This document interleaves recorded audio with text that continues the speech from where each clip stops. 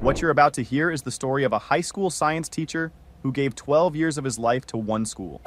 Robotics club, academic decathlon, the highest AP scores in the entire district. This guy was basically carrying the science department on his back. And every single year, he asked for a raise. Every single year, they told him teaching was a calling. Then he found out the district just approved $80,000 for a brand new football scoreboard. $80,000 for a scoreboard. What he did next put that entire school into a tailspin they still haven't recovered from.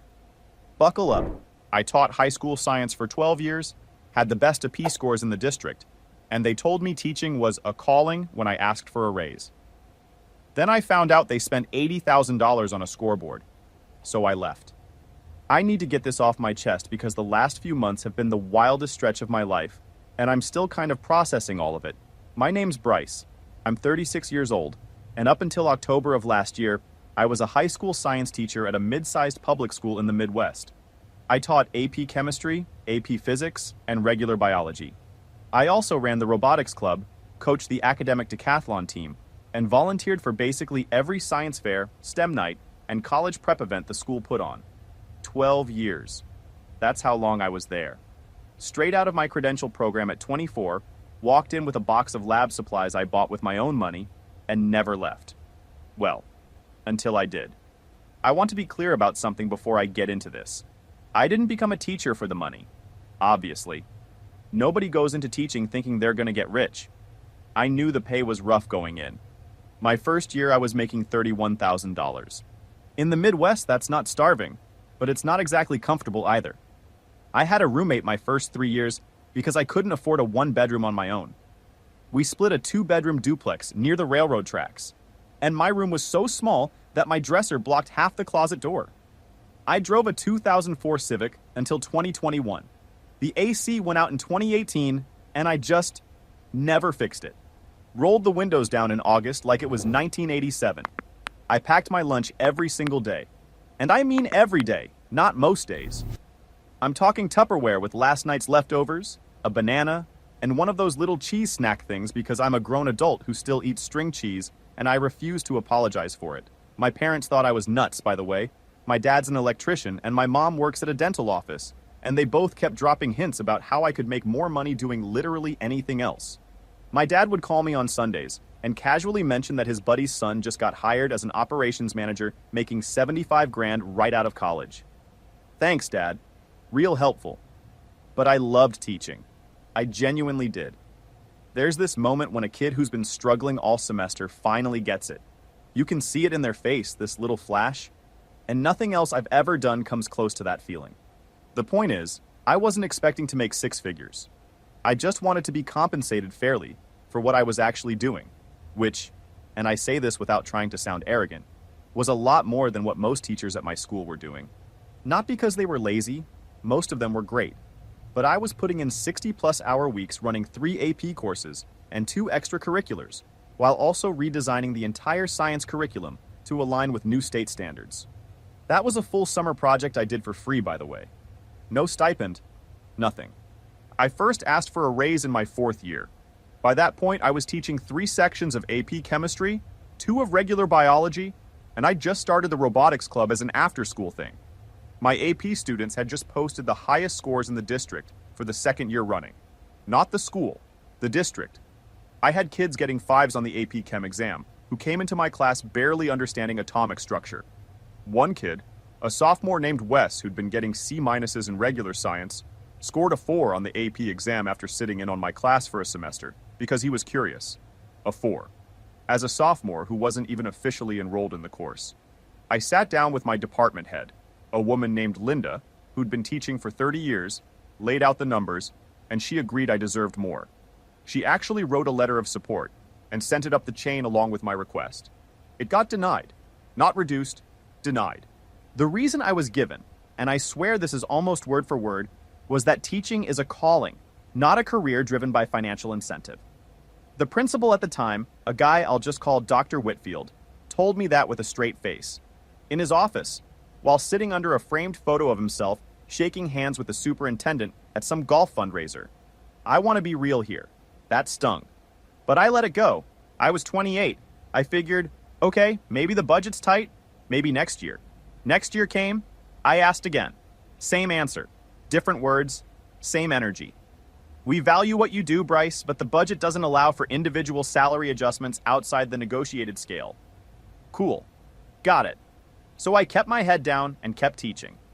By year 7, I had built the robotics club from 6 kids meeting in my classroom after school into a 22-member team that placed 3rd at the state competition. 3rd in the entire state. These were public school kids going up against private academies with 10 times our funding. I paid for half the parts out of pocket. My buddy Nate, who runs an auto repair shop, donated scrap metal and let us use his garage on weekends. We were duct taping servos onto reclaimed aluminum and somehow outperforming teams with sponsored CNC machines. And I loved every minute of it. Those kids were the reason I got up in the morning. I should mention that one of those kids, a junior named Caleb, went on to get a full ride to Georgia Tech for engineering. Sent me a handwritten thank you note his freshman year. I still have it taped inside my desk drawer. Anyway, around year 8, Dr. Whitfield retired. New principal came in, a woman I'll call Mrs. Hadley. Mid-50s, came from the administrative side, never taught a class in her life as far as anyone could tell. She had this vibe like everything was a board meeting and everyone below her was an intern. Smiled a lot but never actually listened to a word you said. You know the type. Nodding along while mentally checking her email. I gave her the benefit of the doubt. New leadership, fresh start, maybe things would change. At my annual review that year, she told me I was, and I remember this because I wrote it down later, a cornerstone of the science program. A cornerstone. She used that exact word. I thanked her and asked if a cornerstone could maybe get a cost of living adjustment since my salary hadn't meaningfully changed in 8 years. She said she'd look into it. She did not look into it. Year 9. Asked again. Denied. Year 10. Asked again. Got a $200 stipend for running the robotics club, which worked out to roughly 60 cents an hour based on the time I actually put in. I know because I did the math on a napkin during lunch one day while eating leftover pasta. Hold on. For the listeners, this is me, not the OP. I need to jump in here because I want you to really sit with what just happened.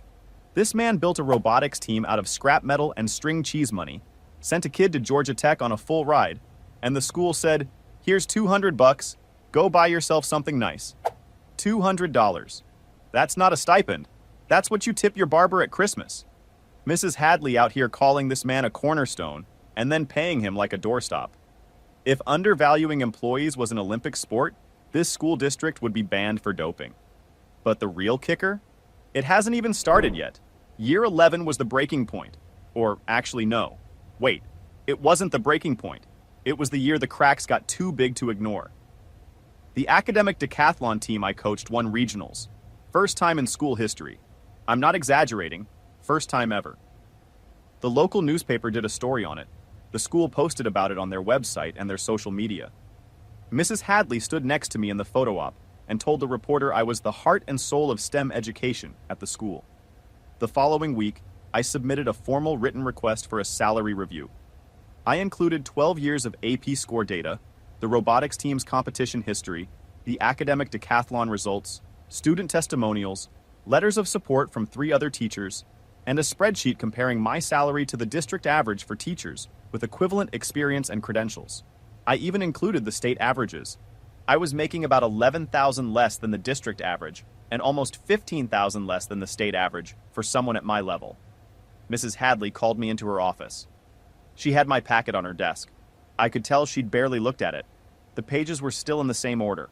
No notes, no dog ears, nothing. She told me she appreciated my dedication, but that the district's salary structure was set during collective bargaining, and she didn't have the authority to make individual exceptions. I said, what about a department chair position? A curriculum coordinator role? Anything. She said, and this is a direct quote because it's burned into my brain.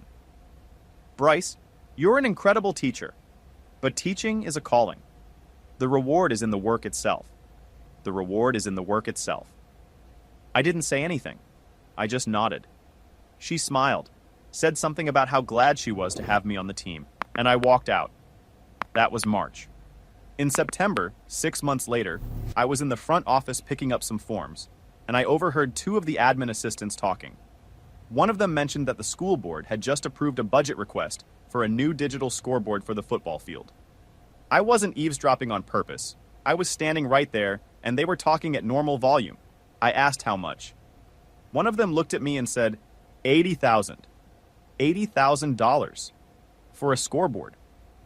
At a school where the science lab still had beakers from the Clinton administration, and I was buying my own dry erase markers.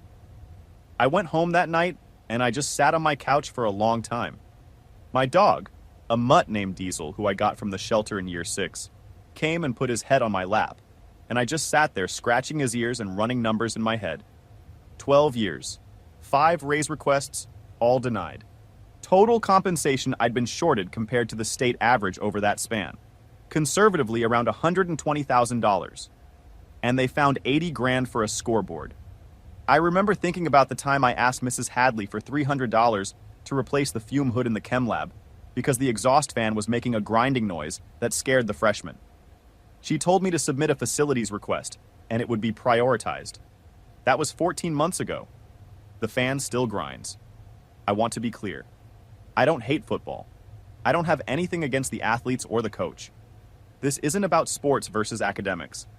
This is about being told for 12 years that there's no money, and then watching $80,000 get approved for something that displays numbers on a screen, while a guy who produces the best test scores in the district can't get a cost of living increase. That night, I opened my laptop, pulled up my resume, and realized it still listed recent graduate under the summary. I hadn't touched it in 12 years. 12 years of accomplishments that weren't on paper, because I never thought I'd need them to be. I spent the whole weekend rewriting it, listed every AP score record, every competition result, every curriculum project. It was 3 pages long by the time I was done, which I know is too long for a resume, but honestly, I didn't care. I just needed to see it all written out. I needed to remind myself that I wasn't crazy for wanting more. On Monday, I started applying to private schools. Okay, stop. Let me paint this picture for you because I don't think the math has fully sunk in. $80,000. That's Bryce's raise for the next 5 years, plus enough left over to replace every cracked beaker in that science lab. Instead, they bought a scoreboard, a screen that tells you a number. You know what else tells you a number? The AP exam results that Bryce's students were crushing every year. But sure, let's light 80 grand on fire so the Friday night crowd can see home 14, away 7 in high definition. This is like selling your car engine to buy a bumper sticker. I didn't tell anyone at school I was looking. Not even Linda, my department head, who I trusted completely. I just didn't want it getting back to admin before I had something lined up. I applied to 7 schools total over the course of about 3 weeks. Spent my evenings after grading papers, rewriting cover letters at my kitchen table, while Diesel snored under my chair. I got 3 callbacks within 2 weeks. 2 were from private schools in the area. 1 was from a charter school about 45 minutes away.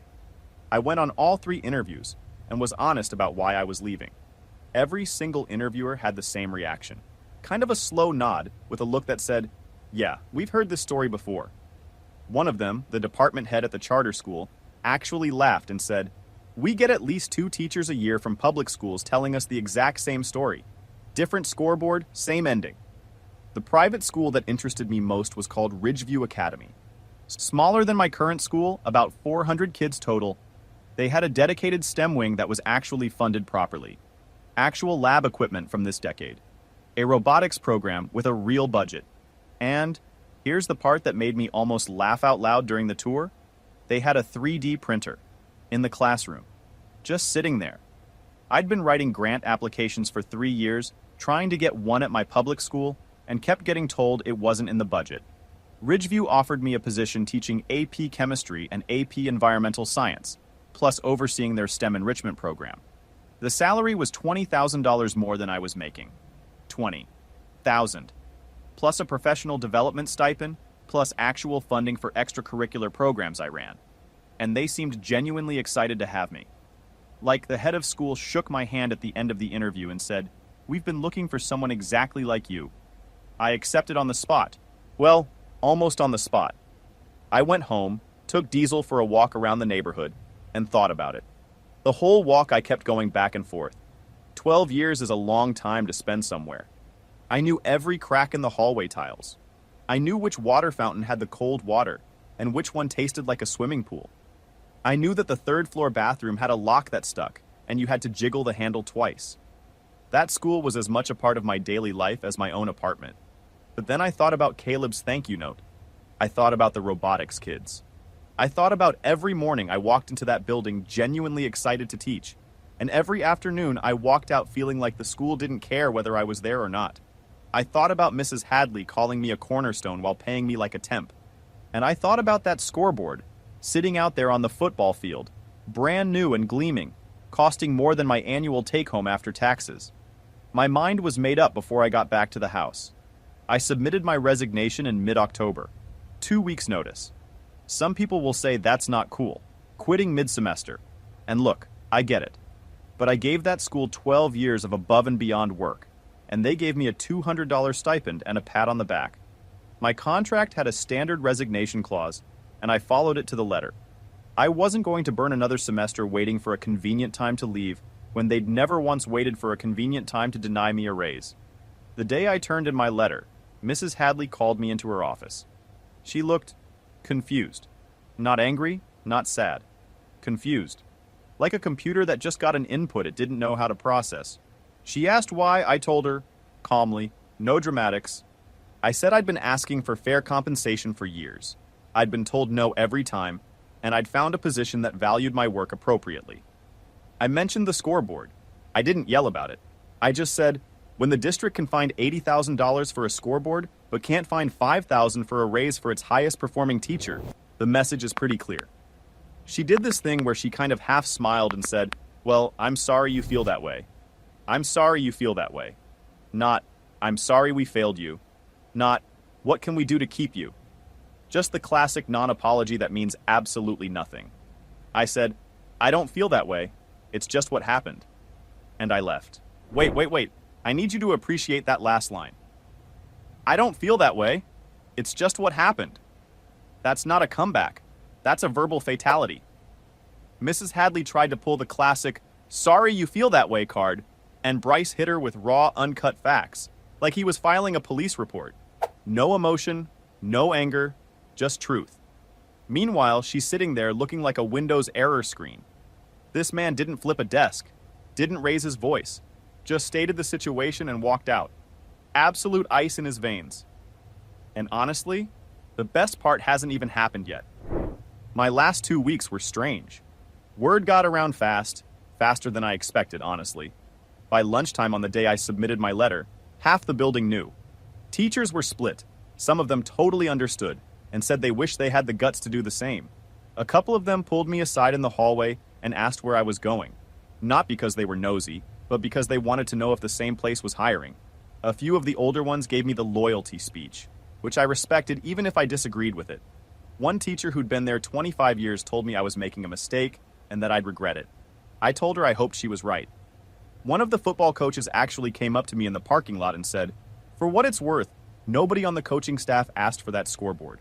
That was all admin. I told him I appreciated that. I meant it. He also said the old scoreboard worked perfectly fine, and most of the coaches thought the money should have gone to facility repairs. So even the sports guys knew it was ridiculous. The hardest part was the students. I'm not going to pretend I kept it together perfectly, because I didn't. When I told my AP Chem class I was leaving, one of my seniors, a kid named Jolene, maybe the smartest student I've ever taught, just looked at me and said, Mr. Bryce, are you serious? And I had to take a second before I could answer. I told them the truth. Not all the details, but enough. I said I'd gotten an opportunity I couldn't pass up, and that they were going to be fine, because they were the most prepared students in the district. Which was true. The robotics kids took it the hardest. A couple of them came to my classroom after school on my last day, and gave me a card they'd all signed. One kid drew a little robot on the front holding a sign that said, "We'll miss you, Mr. B." Another one wrote, "Thanks for believing we could build stuff that actually worked." I'm not ashamed to say that one hit me right in the chest. I kept that card. It's in the same drawer as Caleb's note now. The last thing I did before I left was clean out my classroom. Took me about 2 hours. 12 years of stuff. Posters I'd made, lab equipment I'd bought, a coffee mug one of my students gave me that said, "World's Okayest Chemist." I packed it all into 4 boxes and carried them to my car. The parking lot was empty by then. It was maybe 5:30 in the evening, getting dark. I sat in my car for a minute and looked at the building. Then I drove home. And that was it. Here's where it gets interesting. After I left, the school couldn't find a replacement. Not for 3 months. 3 months of my AP Chemistry and AP Physics classes being covered by a rotating cast of substitutes who, bless them, were doing their best but were not equipped to teach college-level science courses. The AP Physics sub was a retired gym teacher. I'm not making that up. He told the kids on his first day that he wasn't really a science guy, but they'd figure it out together. Which is a nice sentiment and absolutely terrifying if you're a 17-year-old trying to pass the AP exam in May. The robotics club shut down. Nobody was willing to take it over. The kids tried to keep meeting on their own for a while, but without a faculty advisor, the school wouldn't let them use the space or the equipment, so it just died. 22 kids with nowhere to go. The academic decathlon team limped through the season with a fill-in coach from the English department who, again, great person, but didn't know the difference between an endothermic and exothermic reaction. They didn't even qualify for regionals. My AP students took the exams in May. The scores came back over the summer. I won't go into the exact numbers because I don't want to make those kids feel bad. It wasn't their fault. But the pass rate dropped by over 40%. 40%. From the highest in the district to below the district average in 1 year. Because the school couldn't find one qualified person to replace me for 3 months. And that's when the parents started losing it. The first wave was emails. Parents writing to the school board asking what happened, why the AP scores tanked, why the robotics club was gone, why the academic decathlon team went from regional champions to not even qualifying. The school board did what school boards do. They formed a committee.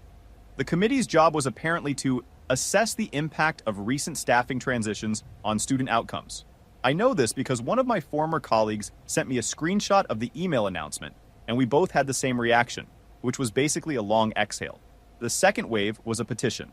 Some group of parents put together an online petition demanding that the school board conduct a full review of spending priorities and teacher compensation. Last I heard, it had over 600 signatures, which for a school district our size is a lot. Like, that's more people than show up to the homecoming game. Then the local news picked it up. Somebody, I don't know who, tipped off a reporter at the local station, and they did a segment on it. Top science teacher leaves after being denied raise. School scrambles. They interviewed parents. They interviewed students. They even got B-roll of the scoreboard, which, I mean, you can't make that up. The reporter literally stood in front of the football field with this brand new digital scoreboard glowing behind her while she talked about how the school couldn't retain its best teacher.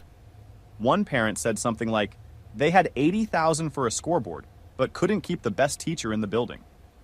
That clip apparently went semi-viral in the area. A buddy of mine who lives 2 states over texted me about it. Yo, timeout. This story just went from a workplace drama to a full-blown public meltdown, and I am here for every second of it. The local news is doing segments. Parents are writing letters. The AP scores look like they fell off a cliff. And somewhere in the background, that $80,000 scoreboard is sitting on the football field, lit up like a monument to the dumbest budget decision in school district history. You can't script irony this good. A screenwriter would look at this and say, nah, too on the nose. But nope, real life. This is what happens when you tell your MVP he should work for the love of the game and then blow the budget on Jumbotron for a .500 football team. The board held a public meeting in January. I wasn't there. I was already settled at Ridgeview by then. But 3 different people texted me about it afterwards. Apparently it was intense. Parents showed up. Like actually showed up. Not just the usual 4 people who always attend board meetings. The room was packed. People were asking pointed questions about teacher retention, about salary competitiveness, about how the district prioritizes spending. One dad apparently stood up and read my resignation letter out loud. I didn't even know they had a copy. Mrs. Hadley was at the meeting. From what I heard, she mostly sat there looking uncomfortable and deflecting questions to the superintendent. The superintendent said something about how the district values all of its teachers and is committed to competitive compensation, which is the kind of sentence that sounds great and means absolutely nothing. About a week after that meeting, I got a phone call. It was from the school board president, a guy named Gerald, who I'd met maybe twice in 12 years. He was very polite. He said the board had been reviewing the situation, and they wanted to discuss the possibility of me returning. He mentioned that they were prepared to offer a $15,000 salary increase, a formal department chair title, and additional funding for the robotics and academic decathlon programs. $15,000. After 12 years of being told there was no money. After I'd already left. After the AP scores cratered, the robotics club died, and the whole thing became a news story. I thanked Gerald for the call. I told him I was genuinely appreciative that the board recognized the issue and was trying to address it. And then I told him I was going to respectfully decline. He paused for a long time. Then he asked if there was a number that would change my mind. I said it wasn't about the number anymore. I told him I was at Ridgeview now, making $20,000 more than I'd been making at his school, with actual resources and a team that treated me like a professional instead of a volunteer. I told him I hoped the board would use this as a reason to invest in the teachers they still had, because there were a lot of great ones still in that building who deserved better. He thanked me and said he understood, said he wished me well. We hung up. After the call, I wrote a short, polite email to Gerald, formally declining the offer. I thanked the board for reaching out, wished the school well, and said I hoped they'd invest in the teachers who were still there. I read it over 3 times to make sure it didn't sound bitter or smug, because I wasn't trying to rub it in. I just wanted to be clear. I sat there for a minute after sending it. I won't lie. There was a tiny part of me that felt a pull. 12 years is a long time. Those hallways, those classrooms, those kids. The robotics lab that smelled like solder and burnt rubber. The sound of students arguing about whether something was an acid or a base. I missed it. Parts of it anyway.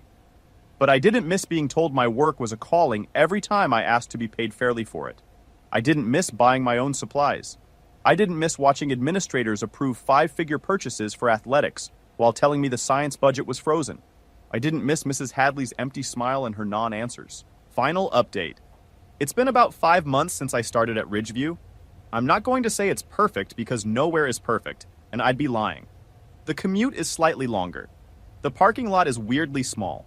One of the other science teachers has this habit of microwaving fish in the faculty lounge, which, if you've ever experienced that, you know is basically a war crime. But the work is great. My AP students are engaged and I actually have the materials I need to teach them properly.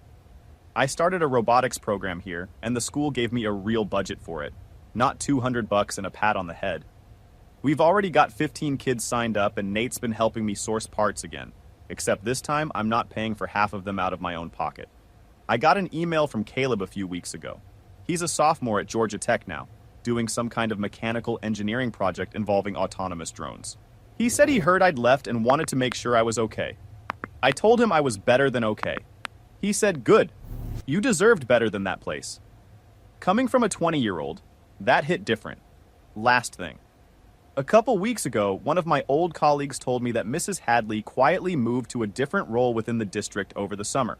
Nobody's confirming whether she was reassigned or chose to leave, but the timing is interesting.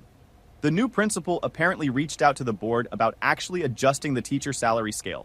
Whether that goes anywhere, I have no idea. I hope it does. For the teachers still there, I genuinely hope it does. As for the robotics club at my old school, as far as I know, it's still gone. Nobody picked it up. 22 kids who had something meaningful to do after school, something that taught them problem solving and teamwork, and got at least one of them a full scholarship, and it just disappeared because the school couldn't keep one teacher. I don't regret leaving. Not even a little. I gave that school everything I had for 12 years, and when I asked for something back, they pointed at a scoreboard and told me to feel grateful. So I found a place that didn't confuse dedication with desperation. But I do still think about those robotics kids. I wonder what they're doing after school now. I wonder if they still build stuff on their own time. I wonder if any of them will end up like Caleb someday, and if they'll have somebody in their corner when they do. Anyway, that's the whole story. Did I do the right thing by leaving mid-semester? Or should I have stuck it out until the end of the year? Man, this one stuck with me. Bryce gave that school 12 years of his life, built programs from nothing, sent kids to top universities, and they couldn't even match the state average salary. But they found 80 grand for a scoreboard real quick. And the best part? When it all fell apart, they came back offering $15,000 like it was some kind of generous peace offering. Bro, that man is already making 20,000 more somewhere that actually respects him. I love it. Drop a comment. Do you think Bryce was right to leave mid-semester, or should he have waited? Subscribe if you haven't already, hit the notification bell, and I'll see you in the next one.